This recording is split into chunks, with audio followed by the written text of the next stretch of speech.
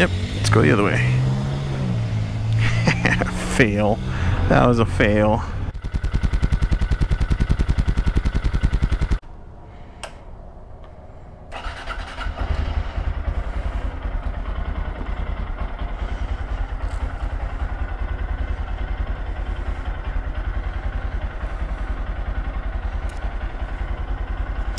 Let's see how the rain goes today. Should be interesting. Let's see if anything, traffic will be a lot slower. Maybe hopefully more vigilant. I'll ride with my high beams on. Shouldn't be a problem. I need to fix the time. Still haven't adjusted it. Unfortunately, bike's gonna get a little dirty. Give me an excuse to wash it this weekend. All right, let's try it out.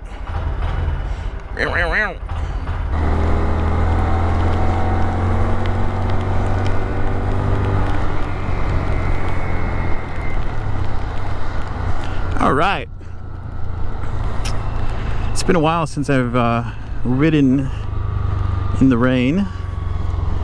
As you can see, there's already quite a bit of traffic. This traffic here, this backup, I don't know if you can catch it or not, is caused by the train station, or not the train station, the train tracks. Ugh. It's caused by the train tracks just west of here. Seems that's why there's a little bit of a backup.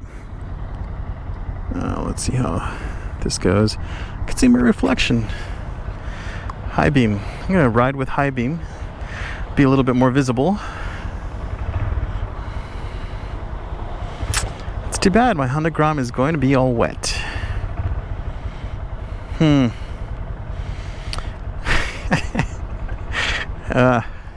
Sounds like a little bit of a snob, but yeah, with the exception of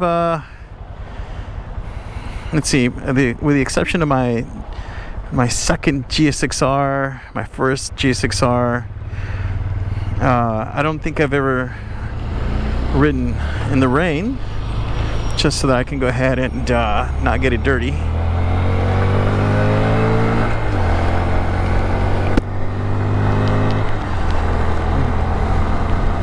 Ah, this is awesome. The weather's awesome.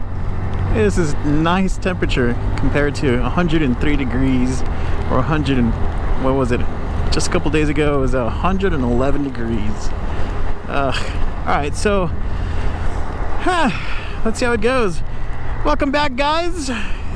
Welcome back to my Motovlog, where I talk about my 2022 Honda Grom and how I use it as a daily commuter.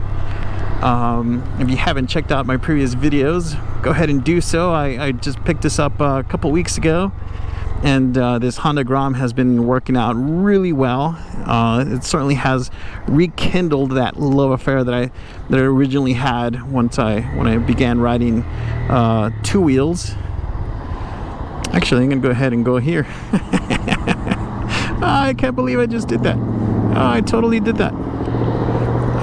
Yep, I'm that guy. Anyway, I'm totally that guy.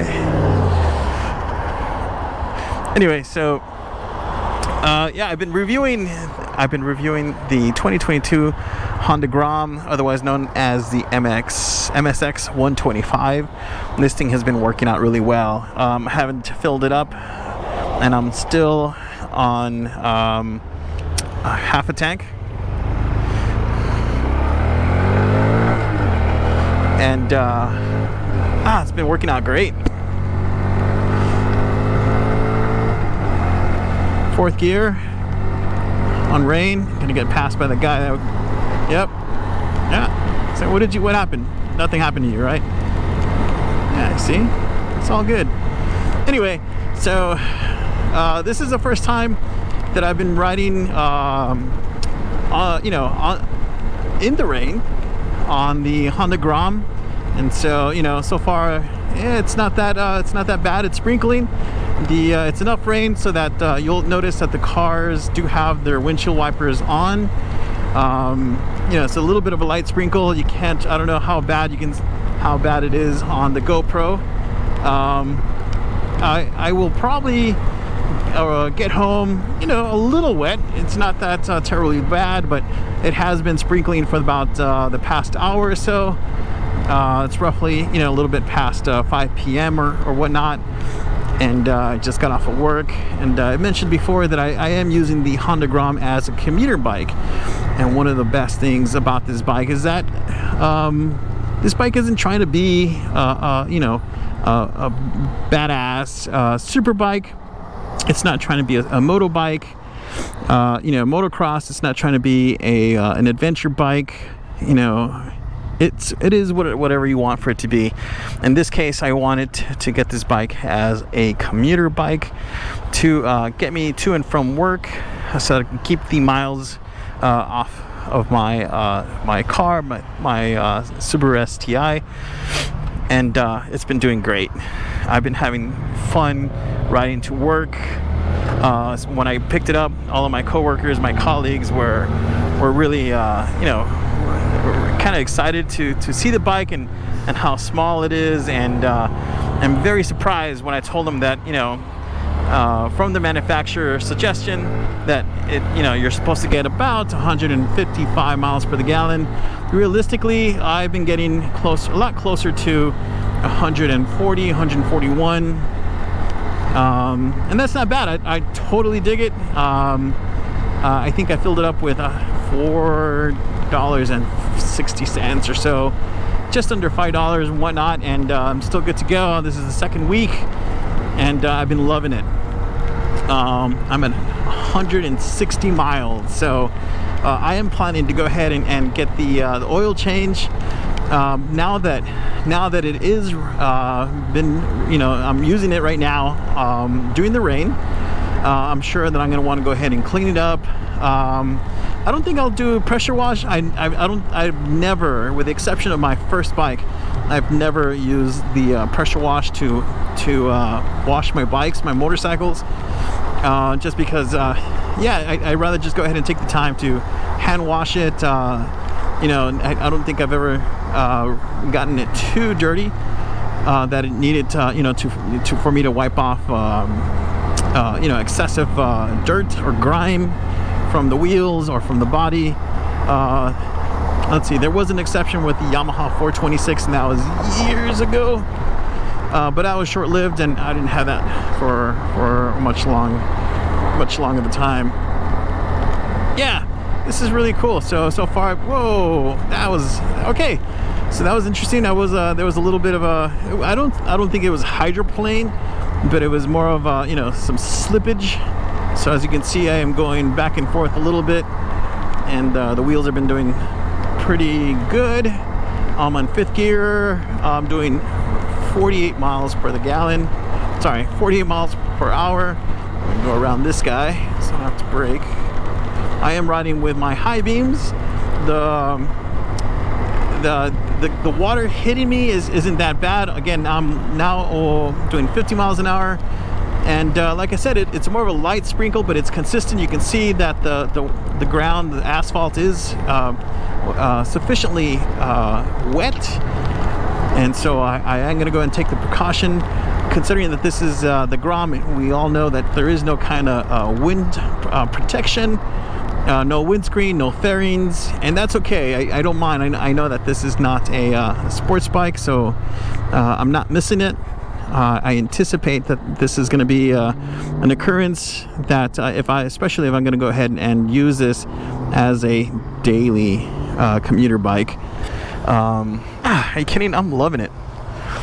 Because of the MSRP, right? Because the price is so affordable on this bike, right? I don't mind that I'm riding in the rain, right? If I was on the Ducati, on the Aprilia, right?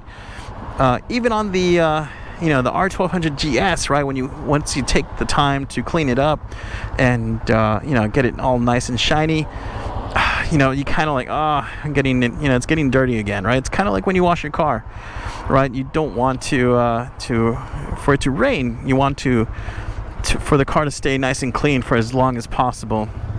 Let's see how fast I can take this turn. There we go. And by fast, I mean, see how slow I can take it.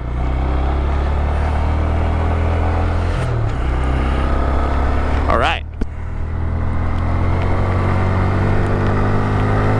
And so yeah, so I don't mind. It's gonna get wet. All I have to do is I'll probably order an oil filter so that I can go ahead and do an oil change very quick. I know on the manual it states the recommended oil change and is 600 miles, and the filter and oil change is not done until like 4,000 miles or something like that, just because of the small engine. But I don't know, the break-in, I don't know much about these engines besides the fact that they're 125 cc's, or not even that, 124 I think. And so again, my caveat, or my level of precaution is that because this is an oil-cooled engine, and I've been riding here in the Phoenix metropolitan area. I commute to and from Mesa and Tempe. Yeah, what I'm going to do is I'm going to go ahead and do a little bit more frequent oil changes so that I can keep maintain the integrity of the function of the oil. I know I'm going to probably get a lot of thumbs down on that. A lot of you who are maybe experienced Grom owners will disagree, or maybe some of you will agree. Like maybe that is a good idea. I don't know if, for those of you that ride in the Southwest, in the region where temperatures are typically 3 digits, well above 100 degrees. Do you guys typically change the oil more frequent, or do you just stick to the recommended interval changes that is set by the manual? Let me know in the comments below. But yeah, so I'm almost a few blocks away from my place. This has been great. I've enjoyed the weather. I'm actually probably gonna drop off my backpack and keep on riding for a little bit longer, and probably pick up some dinner. But yeah, this is totally doable. So yeah, so does the Honda Grom capable of handling and tackling the roads on wet conditions? 100%, absolutely. This is great. I'm having so much fun with this bike. Like I mentioned before, this is totally an investment more than it is a liability, an asset more than a liability. Anyway, guys, thanks for tuning in. If you haven't done so already, please hit that like button and subscribe button, and I would truly appreciate it. And we'll go ahead and talk to you guys later.